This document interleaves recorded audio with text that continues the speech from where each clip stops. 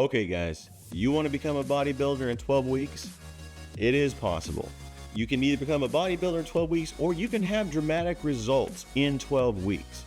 Now, I'm not saying that if you're coming from a place where you've never lifted weights before or you're seriously overweight that you're going to be competition stage ready in 12 weeks.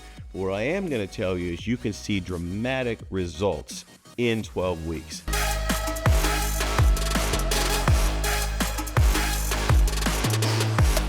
Number one is commit to that timeline. If you want to have a bodybuilder's physique and a really good V-taper, good muscle groups, low body fat percentage, it's very important to follow this timeline. Okay, so let's talk about the meal plan. Remember this, garbage in is garbage stored. There are good carbohydrate sources, there are bad carbohydrate sources. The good carbohydrate sources, oatmeal in the morning, solid oats, do not do quick oats, something that's quick and easy or has any added sugars to it. Rice, concentrate on brown rice more than white rice because there's more fiber in brown rice. It's slower digestible rice, it's better for you overall. Pre-workout, I love to eat cream of rice because it's a very fast-acting carb, can get into your bloodstream quickly and give you a good fuel pump while you're at the gym. Other carb sources, sweet potatoes, red potatoes. You want to avoid bread. You want to avoid pasta. You want to avoid sugar. You definitely want to avoid alcohol. All those things are bad carbs that will cause your body to want to store fat. Let's talk about protein. The lean proteins are what you want to focus on. Chicken breast, ground turkey, lean ground turkey, lean beef, whether it's ground or whether it's sirloin, but whatever is the leanest, like 90-95% lean. Vegetables, asparagus, broccoli, green beans, greens, just like salad greens, lettuces, but good, dark, dense greens. Venison is a great protein source.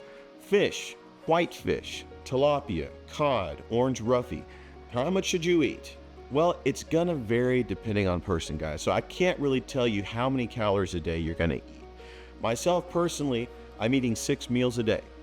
Each of my meals per day, I'm eating at least 6 ounces of protein. In my meals, I'm gonna have oatmeal with eggs in the morning. I might have chicken breast with rice for meal 2, or if I'm going into a workout, I'll have cream of rice with a little bit of protein powder in it. Meal number 3, directly following the workout, I'm gonna have a sweet potato, 6 ounces of sweet potato with 6 ounces of protein, whether that's ground turkey or chicken breast or beef. If you're gonna have a beef meal, which I recommend at least 3 to 4 beef meals per week to help with a creatine intake, the next meal is going to be exactly the same. It's either going to be rice or red potatoes. So you're going to have that with chicken breast again or ground turkey. And you're going to have a vegetable with it, whether that's asparagus, like about 6 ounces of asparagus, or broccoli or green beans. Your next meal is going to be almost the same thing. It could be a fish, like a white fish, but you're not going to have a carb source with it. I do not recommend eating carbohydrates after 5:30 to 6 o'clock in the evening because carbs tell your body to store. You've already stored enough glycogen at this point to replenish your muscles. Before bedtime, I would eat either 6 egg whites with one or 2 scoops of protein powder, or I would just have another meal of chicken, ground beef, and vegetable. That's my personal meal plan, guys. Now, as I get closer to competition, those ratios change a little bit. Less carbs, more protein, and I'd also add in some fats at the end, like a scoop of peanut butter or almond butter at the end of the day if you're really hungry, or even a tablespoon of olive oil. Now, let's talk about splits. Any bodybuilder is going to tell you the splits that they do are 1 to 2 muscle groups per day. Every day a different muscle group. Those are called bro splits.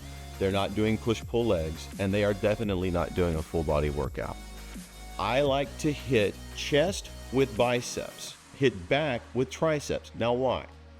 When you're doing chest, you're not only getting a chest workout, you're also getting a tricep workout because you have to contract the tricep in order to contract the pectoral. So if you do chest with your biceps, then the next day you do your back with your triceps. If you think about the back, you're doing a pull movement, and that's also getting a bicep workout. So you're getting 2 arm workouts per week. Okay, we're gonna do shoulders on a completely separate day all by themselves. We really wanna concentrate on each part of that shoulder. Why? The shoulder is the one that really makes your physique stand out, because that's how you get that really big V taper. So legs we're gonna do on a completely separate day. Sometimes I would break my legs up into 2 different days, to where I would do quad and glute focus on one day, or hamstring would be on a different day. So the quads, the glutes, they're the biggest muscle groups in the body. They're the ones that usually need the most toning, the most development. Okay, the next thing to remember, guys, you don't need to be a power lifter to be a bodybuilder. You need hypertrophy to build muscle, which means muscle fatigue, muscle exhaustion, micro tears. But sleep is just as important. You could have the best workout of the day. You could have just killed it in the gym. You could have eaten all the meals correct. You could have gotten all your nutrition in. You slept for 2 hours that night. Guess what? You didn't gain much. Your body repairs itself as you sleep. So whatever you have to do, find a way to get the most sleep and the best sleep that you possibly can. How many workouts per week? When I was going through it, it was at least 6. Meaning 6 days of hard weight training. I'd have a day of rest, but even on my day of rest, I'd still be out walking, just doing a little bit of some movement to get some blood flow and to do a little bit of calorie burn through cardio.